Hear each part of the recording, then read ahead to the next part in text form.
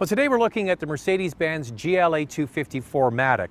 This is the new entry-level crossover vehicle from Mercedes-Benz that's getting a lot of attention. I had a chance to drive this vehicle about a year ago in Spain, and I got a chance to drive it many months before it was available here in the Canadian marketplace, and it's been one of my most successful videos over the last year. Hundreds of thousands of people have watched this because it's a new entry from Mercedes-Benz, certainly a lot of interest in this product. So what is the GLA? It's basically part of the small family of vehicles that have come out from Mercedes-Benz. We've got the new B-Class, we've got the CLA sedan, and this one kind of falls in between the two. So the B-Class is the taller hatchback looking vehicle, the CLA is the sweeping looking sedan, and this one straddles the two. It's a crossover vehicle that's hitting in the sweet spot of the Canadian marketplace. So many people are buying these small crossover vehicles.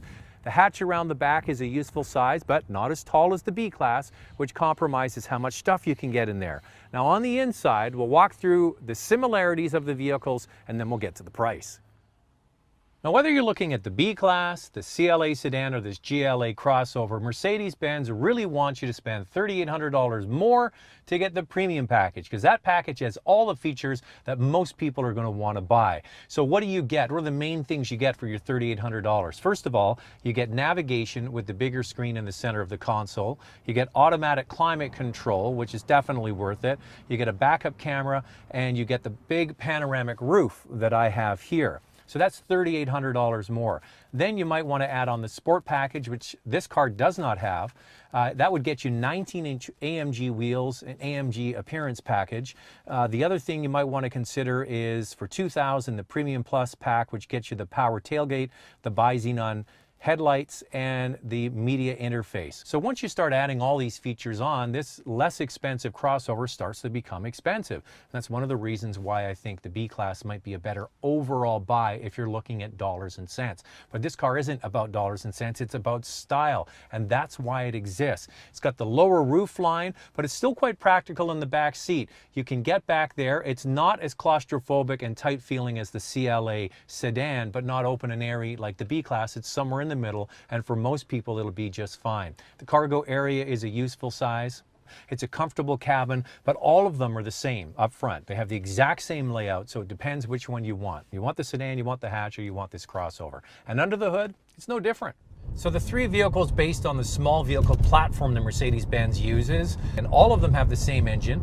It's a 2-liter direct injection turbocharged unit. That's high-tech stuff, 208 horsepower, and it really is a nice match for this size of vehicle. I don't think it's really lacking in power there.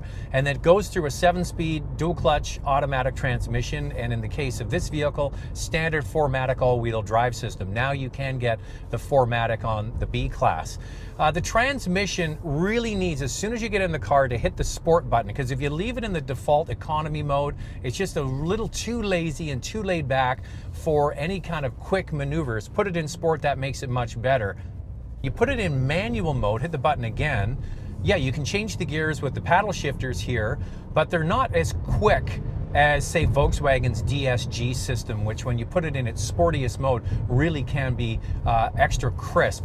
This is a smooth and refined transmission, but it doesn't feel as precise as, say, the DSG from Volkswagen. A lot of people are asking on the comments, what do you think of, say, a Mercedes versus a Golf for maybe a little bit less money? And they're very different vehicles. This one definitely has a more relaxed feel to it than you would with, say, a Golf R from Volkswagen. All right, the suspension is very different depending on which model you get. If you get the CLA, the ride is quite choppy. The B-Class is the most compliant of the bunch, and this one straddles the middle, and I actually like the way this one feels.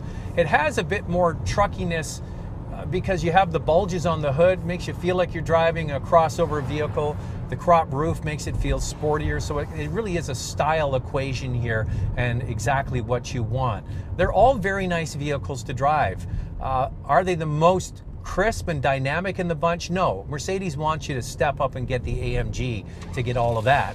But if you do get the AMG, they can be really a lot of fun with 355 horsepower. This is a nice vehicle to drive every day, day in, day out. It's the price that's the question.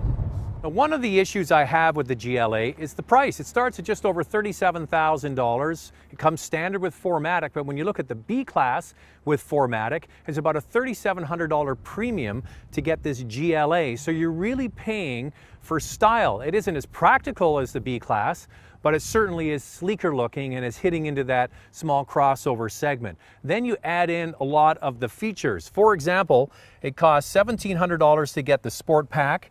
You pay $3,800 to get the Premium package, $2,000 to get Premium Plus, and then there's single add-on features like Park Assist for $900 and Sat Radio for $475.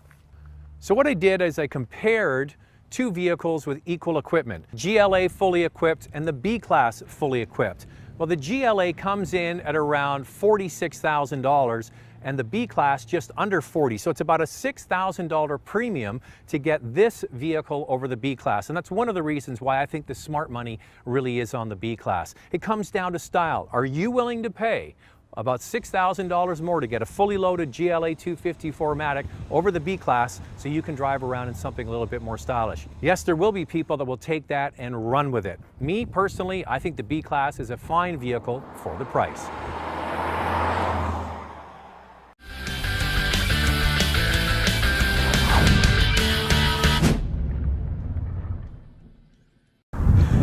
Hi, I'm Chris Davis of Smashgate, and this is the all-new Acura NSX. It's been a really long time in coming, but finally this spring it'll show up in the garages of the very first customers. Now, to understand why the new